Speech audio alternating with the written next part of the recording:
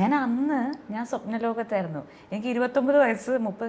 ഇപ്പോഴും ഞാൻ നയൻതാരയാവും എന്ന് പറഞ്ഞ് നടന്നുകൊണ്ടിരുന്ന ആളാണ്. അതായത് സിനിമ സ്വപ്നം കണ്ട് നയൻതാരയാവും, എന്ത് വന്നു കഴിഞ്ഞാലും ഞാൻ അവിടെ എത്തും എന്ന് പറഞ്ഞ് അതിനു വേണ്ടി പ്രയത്നം.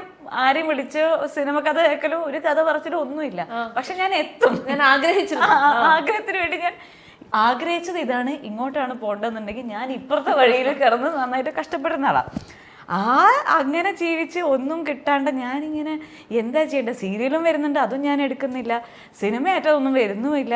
എന്നാലായിട്ട് ഞാൻ പട്ടിപ്പണി, ഞാൻ ഡാൻസും ഇതോ എല്ലാം ചെയ്ത് ഞാൻ എൻ്റെ ബോഡിയൊക്കെ മെയിൻറ്റെയിൻ ചെയ്ത് നടക്കുകയാണ്. മാഷൻ എന്നെ കുറേ സിനിമയ്ക്ക് വിളിച്ച് ദൈവം ഒന്ന് ഫോട്ടോസ് അയക്കുമോ, ഇന്ന സിനിമയ്ക്ക് വേണ്ടിയിട്ടൊക്കെ പറഞ്ഞ് ഞാൻ അയച്ചു കൊടുക്കുമ്പോൾ ഇതാണോ ഫോട്ടോ, ഇതൊരു പ്രൊഫഷണൽ ഫോട്ടോ അല്ല എന്നൊക്കെ പറഞ്ഞാൽ ഈ മനുഷ്യനെന്താ പ്രാന്താണ്, ഞാൻ നല്ല ഭംഗിയിലാണല്ലേ ഇരിക്കുന്നത്.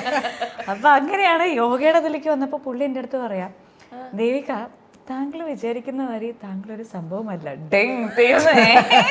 ഞാൻ സംഭവം. അപ്പം ഞാൻ ഇയാൾക്ക് എങ്ങനെ അറിയാം ഞാൻ സംഭവമില്ല, ഞാൻ സംഭവം. പിന്നെ പുള്ളി എനിക്ക് എൻ്റെ ഒരു വിഷയം ഉണ്ടായിരുന്നു. അപ്പോൾ ആ വിഷയം ഞാൻ വേറെ തരത്തിലായിരുന്നു കണ്ടുകൊണ്ടിരുന്നത്. പക്ഷേ പുള്ളി എനിക്കത് റിയാലിറ്റി പറഞ്ഞു തന്നു. ആദ്യം അക്സെപ്റ്റ് ചെയ്യാൻ ബുദ്ധിമുട്ടായിരുന്നു. പിന്നെ ഞാൻ പതിയെ അക്സെപ്റ്റ് ചെയ്ത് വന്നപ്പോൾ എൻ്റെ ലൈഫ് കംപ്ലീറ്റ്ലി മാറി.